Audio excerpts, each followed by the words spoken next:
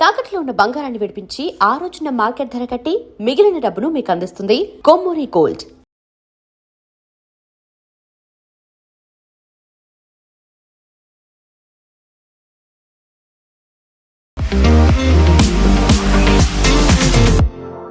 సుభాష్ చంద్ర బోస్ 129వ జయంతి ఈ రోజు.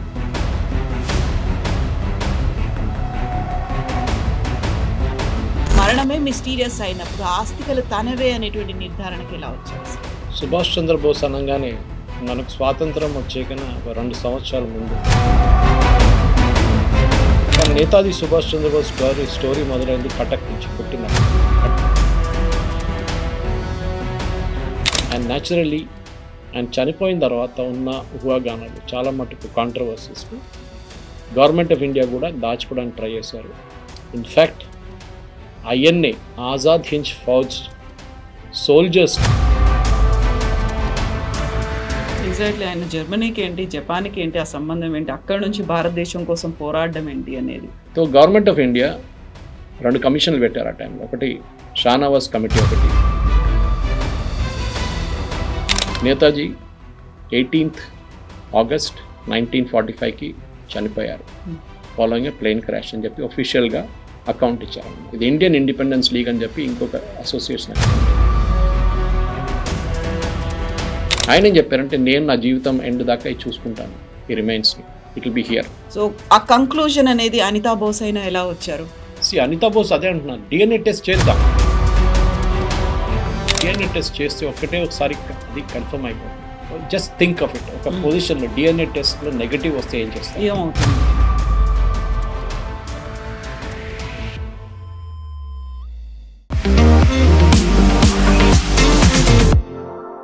నమస్తే, నేను Kavitha. Welcome to I dream news and నిజాలు.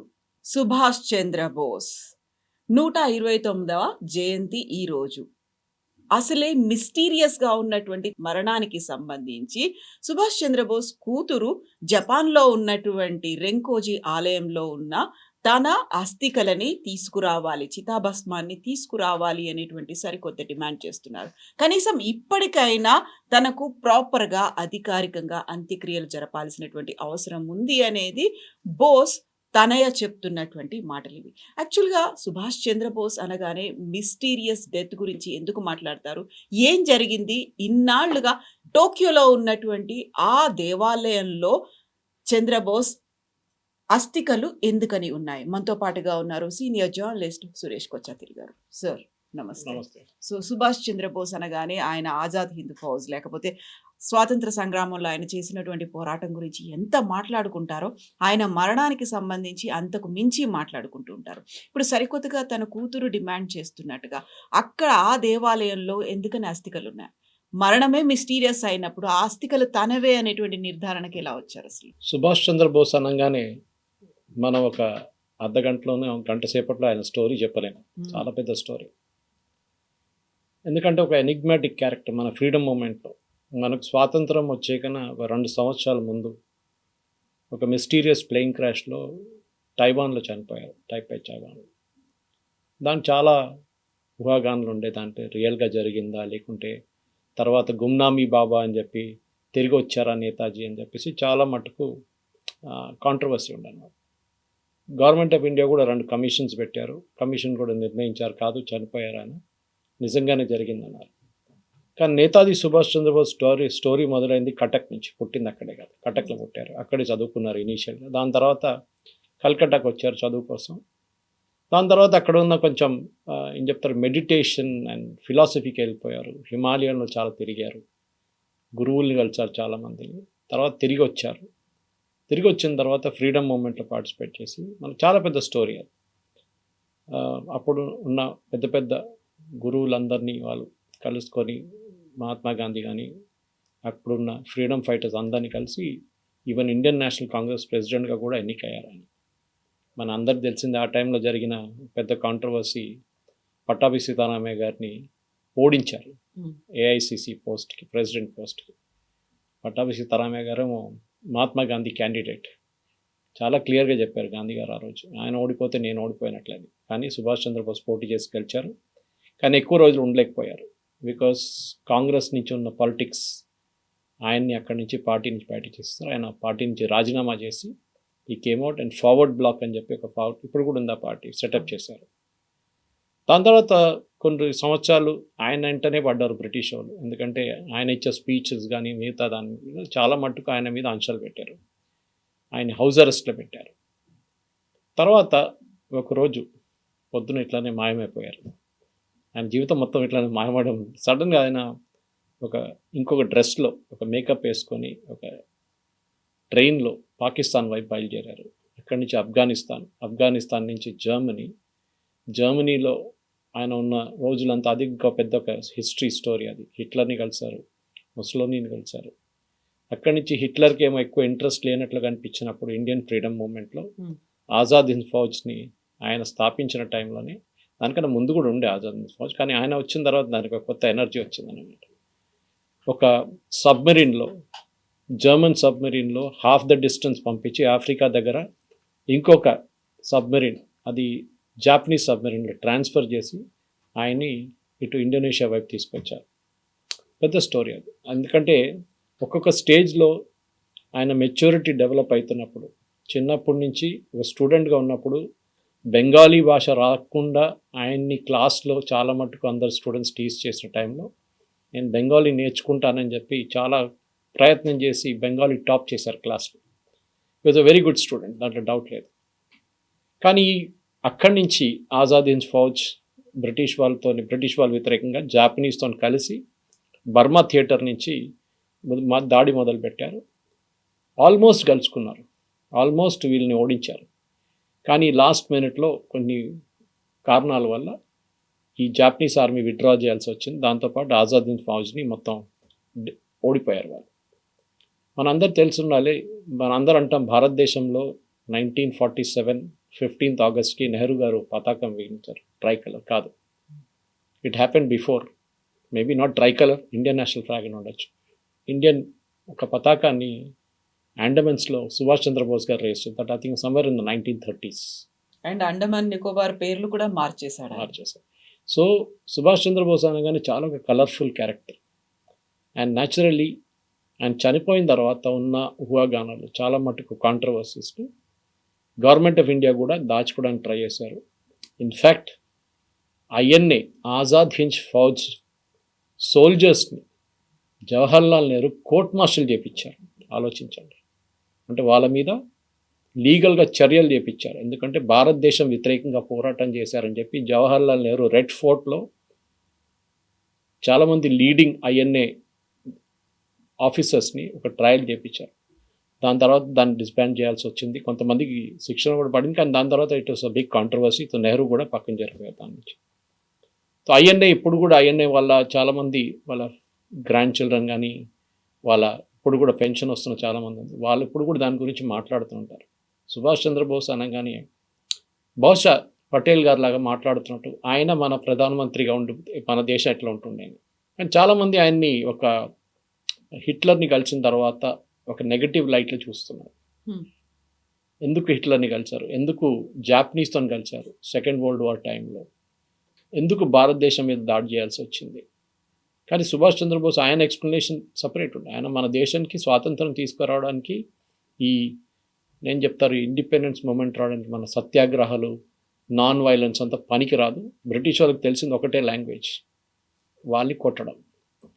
ఇన్ఫ్యాక్ట్ క్లెమెంట్ అట్లీ ఆ టైంలో బ్రిటిష్ ప్రైమ్ మినిస్టర్, భారతదేశానికి స్వాతంత్రం ఇవ్వడానికి సంతకం పెట్టిన ఆయన క్లెమెంట్ అట్లీ దాని తర్వాత కొన్ని సంవత్సరాల తర్వాత కల్కటాకు వచ్చారు మన ఫ్రీడమ్ వచ్చిన తర్వాత. కల్కటాలో వచ్చిన ఒక మీడియా మీటింగ్లో ఆయన అడిగారు, మీరే కదా డిసైడ్ చేసింది భారతదేశానికి స్వాతంత్రం ఇవ్వాలని, మీ క్యాబినెట్ డిసైడ్ చేశారు కదా, ఎందుకు డిసైడ్ చేశారు అని అడిగారు. ఏ కారణాలతో భారతదేశానికి మీరు స్వాతంత్రం ఇచ్చారని అడిగారు. ఈ మోహన్ దాస్ కరమ్చంద్ గారి నాన్ వైలెన్స్ స్ట్రగులా, లేకుంటే మిగతా నెహ్రూ చేసిన పోరాటం ఏమైనా కానీ ఆయన అన్నది వేగం కాదు. It was because of one man, Subhash Chandra Bose. ఆయన ఒక నేవల్ మ్యూట్ని చేయించారు ముంబైలో. నేవీ వాళ్ళు బ్రిటిష్ నేవీలో ఉన్న ఇండియన్ నేవల్ మెన్ రెబెల్ చేశారు వాళ్ళు. అది బ్రిటిష్ ఆర్మీకి చాలా భయం వేస్తుంది ఇమీడియట్గా. ఎందుకంటే ఫస్ట్ టైం వాళ్ళ ఆఫీసర్స్ మీద దాడి చేశారు మన ఇండియన్ సోల్జర్స్. ఇది ఇంకా ముందుకెళ్తే చాలా పెద్ద ప్రాబ్లం అవ్వబోతుంది. బ్రిటిష్ కంటోన్మెంట్లో ఉన్న ఆఫీసర్స్ మీద దాడి జరగబోతుంది. ఇది ఎక్కడ ఎండ్ అవుతుందో తెలియదని చెప్పేసి next month after that క్లిమెంట్ Atlee course round table conference అంతా నడిపించారనుకోండి. వీళ్ళందరూ వెళ్ళారు, ఈవెన్ అంబేద్కర్ గారు వెళ్ళారు, గాంధీ వెళ్ళారు, అందరు వెళ్ళారు. కానీ decision was this. It was not Mahatma Gandhi who got India's freedom, it was Subhash Chandra Bose అని క్లిమెంట్ అట్లీ చెప్పారు. సో మనం హిస్టరీ బుక్స్లో ఫస్ట్ కరెక్ట్ చేసుకోవాల్సింది అది. కానీ ఇప్పుడు కూడా father of the nation Mahatma Gandhi అది ఇది అంటాం. కానీ I think the real father of the nation was Subhash Chandra Bose, దాంట్లో డౌట్ లేదు. సార్ ఇప్పుడు ఒక కాంట్రవర్సీ, ఆయన చనిపోయిన తర్వాత అప్పుడు జరిగిన దాంట్లో ఎయిర్ క్రాష్ కూడా మనకు తెలిసింది. ఆయన యాక్చువల్లీ ఎయిర్ క్రాష్ నుంచి బయటకు వచ్చారు. ఆయన వచ్చి కంప్లీట్ ఆయిల్లో ఉన్నారు. ఆయన ఆ ఆయిల్తోనే మంట పట్టుకుంది ఆయన బాడీ మీద. అప్పుడు దాకా if you just walked away, ఒక 5 నిమిషాల ముందే బయటకు వచ్చేస్తుండే పాసిబ్లీ బతుకుతుండే. కానీ ఆ ఆయిల్ మొత్తం అక్కడ ఫ్యూయల్ అంతా ఆయన బాడీ మీద ఉండే. నడుచుకుంటూ బయటకు రాగానే ఏదో ఒక ఫ్లేమ్ నుంచి వచ్చి ఆయన మీద మొత్తం మంట పట్టుకుంది. అండ్ ఈ వాజ్ కాన్షియస్. ఆపరేషన్ థియేటర్లో తీసుకెళ్ళినప్పుడు అక్కడ ఆపరేట్ చేసిన డాక్టర్లు కూడా చెప్తున్నారు ఆయన మాట్లాడారు, కరెక్ట్గా మాట్లాడారు, సెన్సిబుల్గా మాట్లాడుతున్నారు. కానీ ఈ పాస్ట్ అవే ఆఫ్టర్ దట్.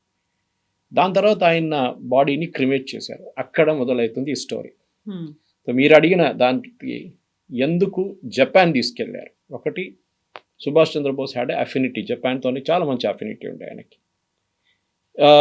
ఆయన డాటర్ ఇప్పుడు అనితా బోస్ ప్లాఫ్, షీఈస్ అ జర్మన్ సిటిజన్.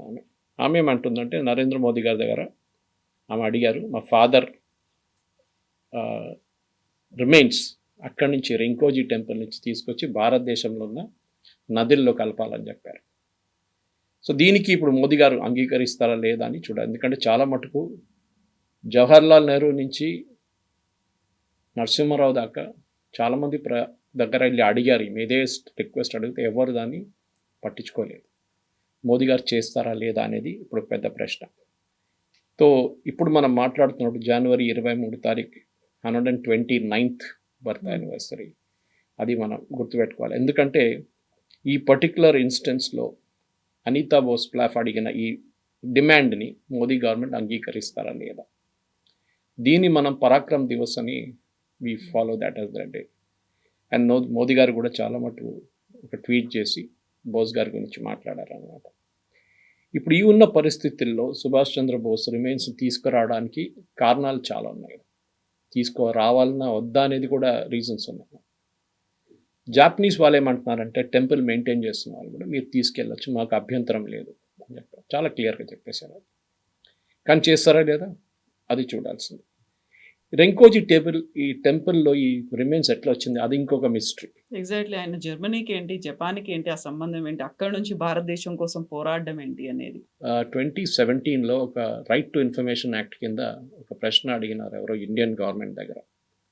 ఇది ఒకటి, నేతాజీ చనిపోయారా లేదా, ఇంకా గుమ్నామీ బాబా గారు అలాగే ఉన్నారు ఇంకో చోట. సో గవర్నమెంట్ ఆఫ్ ఇండియా 2 కమిషన్లు పెట్టారు ఆ టైంలో. ఒకటి షానవాజ్ కమిటీ, ఒకటి justice Mukherjee commission, justice Khosla commission. ఇది 2 పెట్టారు.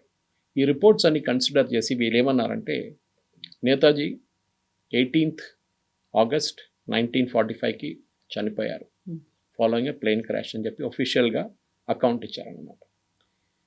జాపనీస్ మిలిటరీ ఎయిర్క్రాఫ్ట్లో టైపైలో ల్యాండ్ అవుతున్నప్పుడు క్రాష్ అయింది ఎయిర్క్రాఫ్ట్. 2 రోజుల తర్వాత చనిపోయారు. అండ్ దెన్ ఆ బాడీ జపాన్కి తీసుకొచ్చి అక్కడ క్రిమేట్ చేశారు. అప్పుడు Indian independence league, Tokyo Indian independence league, not to be confuse with Azad Hind Fauj, వాళ్ళు సపరేట్. ఇది ఇండియన్ ఇండిపెండెన్స్ లీగ్ అని చెప్పి ఇంకొక అసోసియేషన్ అక్కడ ఉండే. వాళ్ళు ఏం చేశారంటే ఈ రిమైన్స్ అన్ని తీసుకెళ్ళి యాషెస్ తీసుకెళ్ళి రెంకోజీ టెంపుల్లో పెట్టారు. అక్కడ ఒక మెమోరియల్ సర్వీస్ కూడా చేశారు వాళ్ళు. ఇప్పుడున్న ఒఫీషియల్ డాక్యుమెంట్స్ ప్రకారం కవిత గారు ఈ రిమైన్స్ని రెంకోజీ టెంపుల్ నుంచి రిసీవ్ చేసిన మనిషి ఆ టైంలో రెవరెండ్ క్యోజీ మ్యోచికి ఆయన రిసీవ్ చేశారు. This the priest of the temple అన్నమాట. ఆయన ఏం చెప్పారంటే నేను నా జీవితం ఎండ్ దాకా చూసుకుంటాను ఈ రిమైన్స్ని, ఇట్ విల్ బి హియర్. కానీ ఎప్పుడైనా భారతదేశం వాళ్ళ గవర్నమెంట్ అడిగితే నేను వాళ్ళకి అప్పగిచ్చేస్తాను ఇది అని చెప్పారన్నమాట. సో ఎవ్రీ ఇయర్ ఇప్పుడు కూడా ప్రతి సంవత్సరం నేతాజీ గారి మెమోరియల్ సర్వీస్ నడుస్తుంది. ఆయన చనిపోయిన రోజు అక్కడ వీళ్ళందరూ వస్తారు, ఇండియన్ ఎంబసీ ఆఫీషియల్స్ వస్తారు. అది కాకుండా in fact the government of India ఈ రెంకోజీ టెంపుల్ని మెయింటైన్ చేయడానికి కూడా డబ్బులు ఇస్తారు. ఆర్టీఏ ప్రకారం అప్పుడు కూడా ఒక ఆర్టీఏ తీసుకుంటున్న ఒక ఫైలింగ్లో 2005లో అనుకుంటాను, 67 నుంచి 2005 దాకా ఆల్మోస్ట్ 52 లక్షల రూపాయలు మనం ఖర్చు పెట్టాం టు మెయింటైన్ ద టెంపుల్. ఇంకొంచెం అంత పెద్ద అమౌంట్ ఏం కాదు. ఇప్పుడు మనం 2026లో ఉన్నాం. So another you can add 20 more years to it అనమాట. కానీ దీన్ని తీసుకురావడానికి బోస్ గారి రిమైన్స్ తీసుకురావడానికి ట్రై చేస్తారా లేదా అనేది ఒక సీక్వెన్స్ ఉంది, నేను చెప్తాను. ఈజీగా తీసుకెళ్ళిపోవచ్చు అనేది ఆయన చెప్పిన తర్వాత ఇన్నేళ్ళు ఎందుకు పట్టింది అనేది 1950s నెహ్రూ గారు అప్పుడు గవర్నమెంట్ ఆఫ్ ఇండియా బోస్ని ఆషెస్ని తీసుకురావడం భారతదేశానికి అని చెప్పి ఒక ప్రపోజల్ వచ్చిందనమాట. కానీ వాళ్ళ ఫ్యామిలీ అంగీకరించలేదు ఆ టైంలో. వాళ్ళు అన్నారు చనిపోలేదు, ఇంకా బతుకున్నారని. That is the point of dispute. ఆ టైంలో ఫ్యామిలీ అంగీకరించట్లేదు, లేదు బోస్ ఇంకా ఈ సర్వైవ్ ద క్రాష్, ఇది ఒక కాన్స్పిరసీ థియరీ అని చెప్పి ఈ 2 కమిషన్లు ఇదేం పనికిరావు అని చెప్పారనమాట. దాని తర్వాత చాలా మటుకు జాపనీస్ గవర్నమెంట్ కూడా ఢిల్లీని అప్రోచ్ అయ్యారు. మన గవర్నమెంట్ ఆఫ్ ఇండియా ఢిల్లీలో అప్రోచ్ అయ్యి మీరు తీసుకెళ్ళండి, ఇట్ ఇస్ యువర్ ప్రాపర్టీ, మీరు తీసుకెళ్ళండి. కానీ ఆ టైంలో ఉన్న కాంగ్రెస్ రెజీమ్ అంత ఫేవరబుల్గా లేకుండా, ఎందుకంటే నెహ్రూ నెవర్ లైక్డ్ బోస్. నెహ్రూకి బోస్కి అస్సలు పడదు. ఎందుకంటే నెహ్రూకి ఎప్పుడు ఒక భయం ఉండే, దట్ ఒకరోజు నేను ప్రధానమంత్రి కాలేను, బోస్ లేకుంటే పటేల్ వీళ్ళిద్దరిలో ఒకరు అవుతారని చెప్పి ఒక డౌట్ ఉండే. అండ్ బోస్ ఎప్పుడు కూడా నేను చెప్పాను చూడండి, కాంగ్రెస్లో ఉన్నప్పుడు ఒక రెబెల్గా ఉండే ఆయన. ఎప్పుడు చెప్తుండే ఇదంతా పనికిరాదు, ఈ నాన్ వైలెన్స్, బ్రిటిష్ వాళ్ళు భయపడరు, స్వాతంత్రం రాదు, మనకు కావాలంటే వీళ్ళకి తెలిసింది ఒకటే లాంగ్వేజ్, వీళ్ళని అటాక్ చేయాలి, ఆర్మ్డ్ అటాక్ నడుస్తూనే మనకు స్వాతంత్రం వచ్చిందని చాలా మటుకు క్లియర్గా నేతాజీ చెప్పారు అనమాట. బ్లడ్ ఇవ్వండి, నేను మీకు దేశానికి స్వాతంత్రం తీసుకొస్తాను. సో విన్స్టన్ చర్చిల్ దాని తర్వాత యూజ్ చేశారు అదే statement, give me blood tears and I will give you the freedom. కానీ సుభాష్ చంద్ర కదం కదం బడాయేజా ఖుషీకే గీత్ గాయేజా అవన్నీ నేషనల్ యాంథమ్ అని చెప్పచ్చు. ఇప్పుడు కూడా మన రిపబ్లిక్ డేలో అది వస్తుంది అనమాట. దాని తర్వాత చాలా మటుకు ట్రై చేశాను, కానీ కాంగ్రెస్కి నెహ్రూ గారు ఉన్నప్పుడు దాకా అసలు ఇంట్రెస్ట్ లేకుండే. ఇన్ఫ్యాక్ట్ ఈవెన్ ఇందిరాగాంధీ టైంలో కూడా ట్రై చేశారు. దానికన్నా ముందు మొరార్జీ దేశాయ్ 79లో మొరార్జీ దేశాయ్ గారు ప్రధానమంత్రిగా ఉన్నప్పుడు ఒక జాపనీస్ మిలిటరీ ఇంటెలిజెన్స్ ఆఫీసర్, ఆయనకి ఐఎన్ఏతో సంబంధం ఉండే ఆ టైంలో, ఆయన వచ్చి కలిసి ఈ రిమైన్స్ తీసుకెళ్ళండి రెంకోజీ టెంపుల్ నుంచి అని చెప్తే he was very positive. Because after all non Congress, Morarji was a Congress man, but still ఆయన ఏమంటే ఐఎమ్ రెడీ అన్నారు. కానీ దాని కొన్ని రోజుల తర్వాతనే ఆయన పోస్ట్ పోయింది, ఆయన రిజైన్ చేయాల్సి వచ్చింది. మళ్ళీ అక్కడ ఆగిపోయింది అనమాట. ఇది ఇండియా టుడే మ్యాగజైన్లో మీకు ఈ రిపోర్ట్ కనిపిస్తుంది. యాక్చువల్లీ ఆ టైంలో నేను ఇండియా టుడే ఆర్కైవ్స్ తీస్తే దాంట్లో ఈ రిపోర్ట్ ఉందన్నమాట. దాని నుంచి నేను తీసుకున్న డీటెయిల్స్. దాని తర్వాత ఇందిరాగాంధీ గారు ఉన్నప్పుడు కూడా ఈ ట్రై చేశారు. జాపనీస్ ఆర్మీ ఆఫీసర్స్ వచ్చి that Japan ship building industry వాళ్ళ చైర్మన్ ఒకరు ఉన్నారు, రియోచి సగవాసా అని. ఆయన he will ready to bear the cost, అంటే జపాన్ నుంచి ఇక్కడ తీసుకురావడానికి మీకు డబ్బులు లేదా, మీరు ఇంట్రెస్ట్ లేకుండా మా షిప్ బిల్డింగ్ ఇండస్ట్రీ వాళ్ళు రెడీగా ఉన్నారు. They were so attached. Japanese అంటే వాళ్ళకి నేతాజీ అనగానే చాలా రెస్పెక్ట్ ఉన్నాయి. సో ఇది తీసుకెళ్ళండి, కావాలంటే మేమే అది తీసుకొస్తాము, ఇక్కడ కావాలంటే పర్మనెంట్గా మేము ఒక బిల్డింగ్ కూడా కట్టిస్తాం, మెమోరియల్ కట్టిస్తాం ఢిల్లీలో అని చెప్పారు. కానీ ఇందిరాగాంధీ అది పట్టించుకోలేదు. Because again she was like a father. Bose అంటే ఒక నాన్ ఎంటిటీ వాళ్ళ ఫ్యామిలీలో. దాని తర్వాత నరసింహరావు గవర్నమెంట్కి వచ్చినప్పుడు కవిత గారు తర్వాత కూడా ఇది మళ్ళీ రెంకోజీ టెంపుల్ నుంచి తీసుకురావాలని చెప్పి ప్లాన్ పెట్టారు 1997లో. కానీ అది అప్పుడు కూడా క్యాన్సిల్ అయిపోయింది. అది ఇన్ఫ్యాక్ట్ అనితా ప్లస్ ఆ టైంలో ప్రణబ్ ముఖర్జీ గారిని కలిసారు. He was the foreign minister then. ఆయన కలిసి అన్నారంట, అప్పుడు జర్మనీకి వెళ్ళినప్పుడు ఒకసారి కలిసి ఇట్లా మనం రిమైన్స్ తీసుకురావడం అంటే అడిగారు. ప్రణబ్ ముఖర్జీ గారు అడిగారు, మీరు రెడీ ఉంటే తీసుకొస్తారంటే I need to consult the family అని చెప్పారు. కానీ ఎందుకంటే ఈ బోస్ వాళ్ళ ఫ్యామిలీ అప్పుడు కూడా ఒక కన్సెన్సస్కి రాలేకపోయారు. కొంతమంది ఎస్ అన్నారు, కొంతమంది నో అన్నారు, కొంతమంది అక్కడే ఉన్నాయండి అది అన్నారు. సో అక్కడే షెల్వ్ అయిపోయింది అనమాట. అది 1998లో మళ్ళీ అనిత మెట్ ఇందర్ కుమార్ గుజరాల్, అప్పుడు ప్రధానమంత్రిగా ఉన్నప్పుడు ఆయన గెలిచారు. ఆయన దాని తర్వాత లెటర్ రాసి ఆయన దగ్గర అడిగారంట, ఇది తీసుకొద్దామా అక్కడి నుంచి అని. కానీ గవర్నమెంట్ తీసుకురావడానికి అరేంజ్మెంట్ చేస్తామని చెప్పి చెప్పారు. వాళ్ళు కూడా దట్ ప్లీజ్ డూ ఇట్ అని రిక్వెస్ట్ చేశారు. కానీ అది అప్పుడు కూడా జరగలేదు. అప్పుడు ఆమె చాలా క్లియర్గా చెప్పింది, ఇది ఎందుకు తీసుకొస్తున్నామంటే ఈ ఐఎన్ఏ క్యాంపెయిన్ని గుర్తుపెట్టుకోవడానికి, అది కాకుండా భారతదేశంలో గంగాలో మిగతా రివర్స్లో ఇది ఇమర్స్ చేయాలని చెప్పి నాకు ఒక కోరిక ఉంది, అది చేయాలన్నది. మా లైఫ్ టైంలోనే ఇది జరగాలని చెప్పారనమాట. సో ఎవరైనా ఉండండి జాయిన్ చేయొచ్చు ఆ ప్రోగ్రాంలో, ఏ పొలిటిక్స్ ఏమి ఉండదు, ఆపోజిషన్ కానీ కాంగ్రెస్ పార్టీ కానీ ఎవరైనా ఉండొచ్చు, జాయిన్ చేయొచ్చు అని చెప్పారు ఆ టైం. కానీ గుజరాల్ కూడా ఎక్కువ చేయలేకపోయారు. లైక్ మొరార్జీ దేశాయ్ ఆయన కూడా ఎక్కువ రోజులు ఉండలేదు, దాని తర్వాత ఆయన రాజీనామా చేసేసారు. మన్మోహన్ సింగ్ టైంలో కూడా ఈ లెటర్స్ ఎక్స్చేంజ్ అయింది. ఆ టైంలో జాపనీస్ ప్రైమ్ మినిస్టర్గా ఉన్న ఒషిరో మోరితో మాట్లాడారు, లెటర్స్ రాశారు 2006లో, but nothing came out of it. ఇప్పుడు చాలామంది నేతాజీ వాళ్ళ ఫ్యామిలీ వాళ్ళు అడుగుతున్నారు తీసుకురండి అక్కడి నుంచి. ఇన్ఫ్యాక్ట్ నేతాజీ యంగర్ బ్రదర్ ఆ టైంలో ఇందిరాగాంధీ హయాంలో శైలేష్ బోస్ ఆయన ఒక ఆర్డర్ రాయమన్నారు, అంటే స్పెసిఫిక్గా ఒక order not to bring the remains వద్దని చెప్పండి. చూడు వాళ్ళ ఫ్యామిలీలో కూడా స్ప్లిట్ ఉంది, ఎందుకంటే దేర్ ఇస్ నో ప్రూఫ్ అది ఆయనదే అనేది. ఇప్పుడు మనం చేయొచ్చు, చెక్ చేయొచ్చు, కావాలంటే ఇక్కడ డిఎన్ఏ టెస్ట్ చేయొచ్చు. బహుశా నాకు తెలియదు అది ఏ కండిషన్లో ఉంది యాషెస్ అని, కానీ ఇన్ని రోజుల తర్వాత దాంట్లో ఏమైనా డిఎన్ఏ రిమైన్స్ ఉంటుందా ఏదైనా మనకు తెలియదు. బహుశా అది కూడా చేస్తే అది కొంచెం క్లారిఫికేషన్ వచ్చేస్తుంది. ఆ టైంలో డిఎన్ఏ ఫీల్డ్ అంత అడ్వాన్స్గా లేకుండే, చనిపోయిన టైంలో చాలా బేసిక్ ఉండే ఆ టైంలో. సో ఎస్ తీసుకురావాల్సింది ఏదైనా, కానీ మనకు ఒక ఎమోషనల్ అటాచ్మెంట్ ఉంది. దాని తర్వాత వీళ్ళు వాజ్పేయి గారు ఉన్నప్పుడు అనుకుంటా, విపి సింగ్ ఉన్నప్పుడు, ఆ టైంలో సుభాష్ చంద్రబోస్ నెఫ్యూస్ ఇద్దరు ఉన్నారు, అశోక్ నాథ్ అండ్ అమియాన్ బోస్ అండ్ సుబర్తా బోస్. వీళ్ళందరూ లెటర్ రాశారు that we don't believe Netaji died in the plane crash. So మళ్ళీ వీళ్ళు అంగీకరించకపోవడమే దాంతోనే ఇది ఇట్లా నడుస్తుంది అన్నమాట. దాని తర్వాత మళ్ళీ అనితా మెట్ 2007లో డాక్టర్ సింగ్కి రాసి ఇది తీసుకురావాలి మా ఫాదర్. సో వాళ్ళ ఫ్యామిలీలోనే ఒక చిన్న డివిజన్ ఉందన్నమాట. దాని తర్వాత అనిత రోడ్ టు ద, ఆమె ఒక లెటర్ రాసింది ఎవరికి, మన రెంకోజీ టెంపుల్లోనే చీఫ్ ప్రీస్ట్కి లెటర్ రాసి దట్ నేను తీసుకొస్తాను మా ఫాదర్ రిమైన్స్, వీళ్ళు ఇండియాకి తీసుకెళ్ళకపోతే నాకు ఇచ్చేసేయండి, I will keep it with me అన్నారు. కానీ డెఫినెట్లీ ఎందుకంటే ఆమె థ్యాంక్స్ కూడా చెప్పింది, ఇన్ని రోజులు చూసుకున్నారు మీరందరూ మా ఫాదర్ రిమైన్స్ని.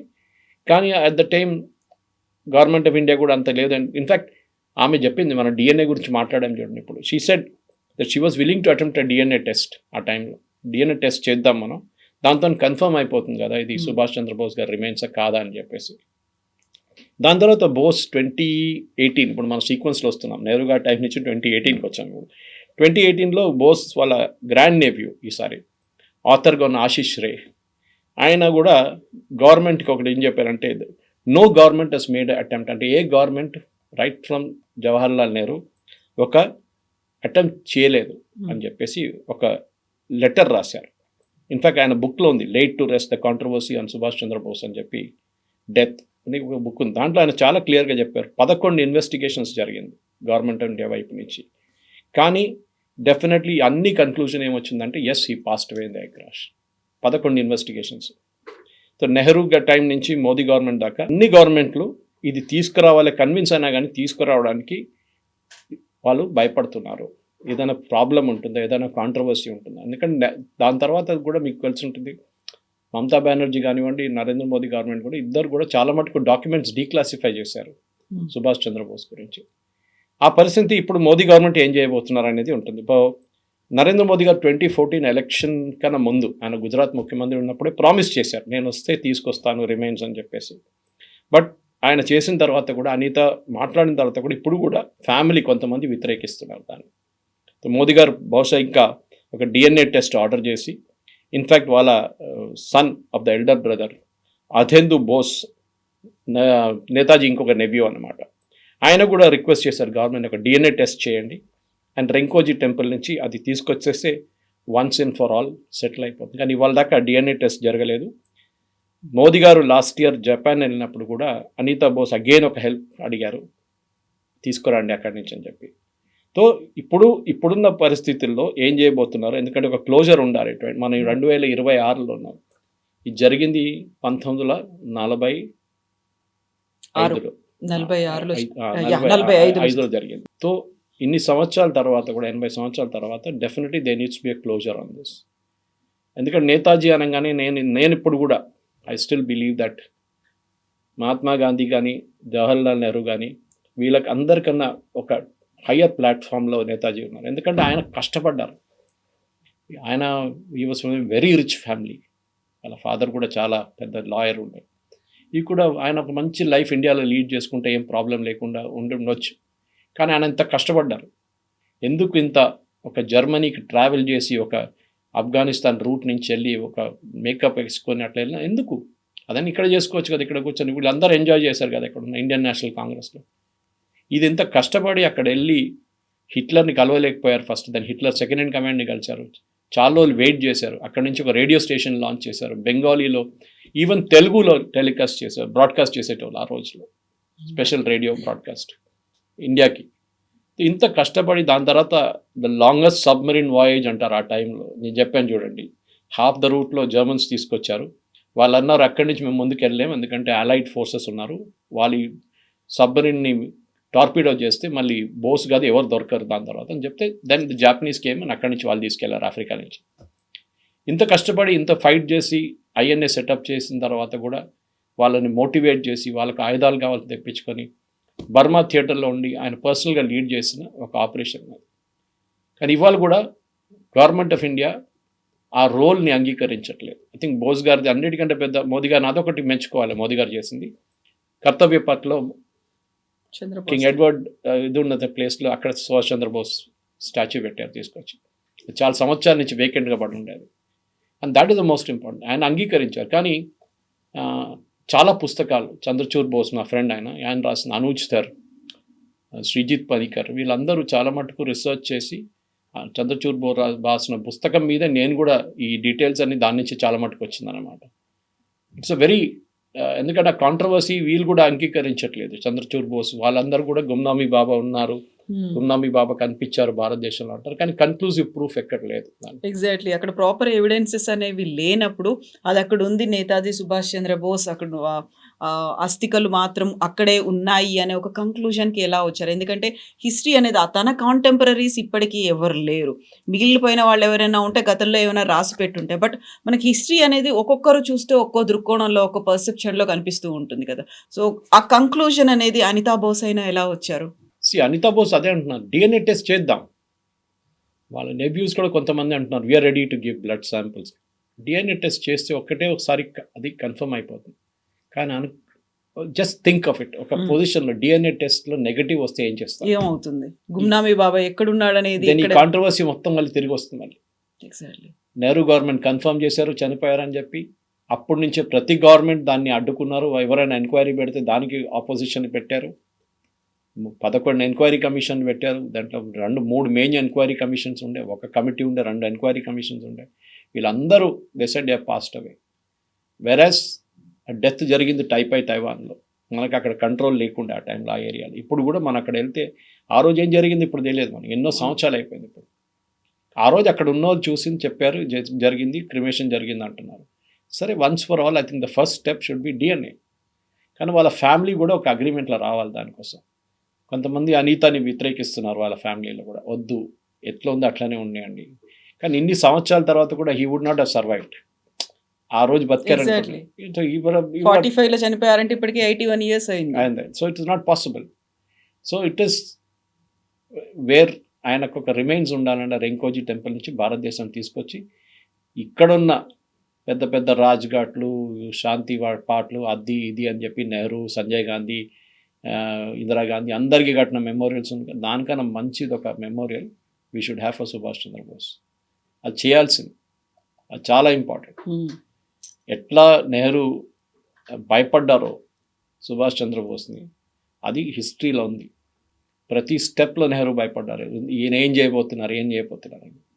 ఆయనకి కావాలంతా ఆయన చాలా మటుకు హెరాస్ చేశారు ఇండియన్ నేషనల్ కాంగ్రెస్లో.